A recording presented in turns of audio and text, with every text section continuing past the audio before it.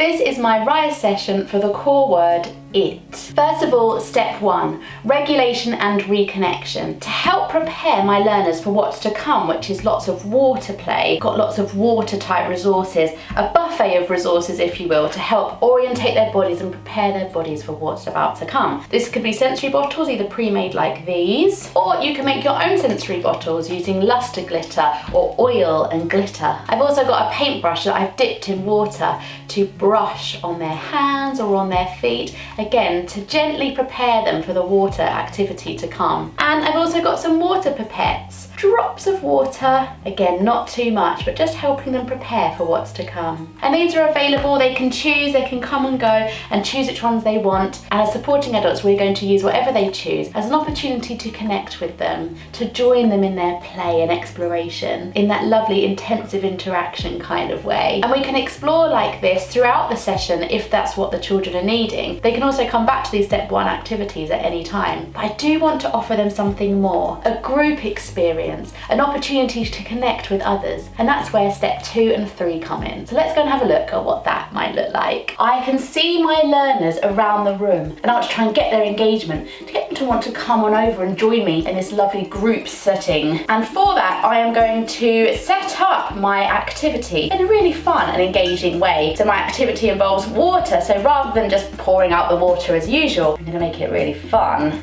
and enticing.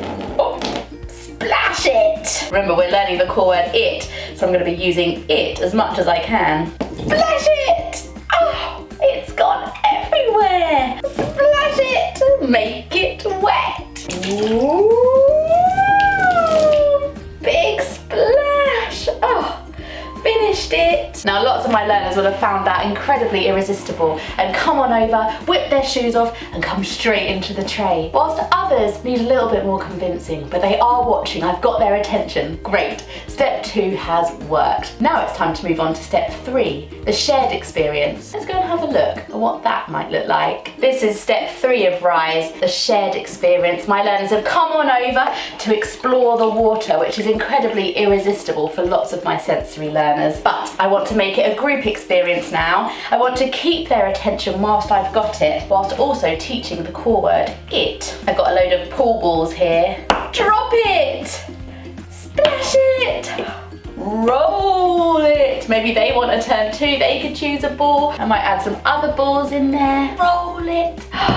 Ooh! And to try and keep their attention whilst I've got it, I'm going to add loads of spoons as well. Lots of different types of spoons that we can explore the balls of water with. I'm going to make sure there's enough for everybody because my learners are still learning how to share resources and share space. I don't want to add any more demands or barriers to that. I'm just happy they're here, playing on their own alongside each other, as that's where it all starts. This is what it might look like. Drop it! Woo! Scoop it and splash it!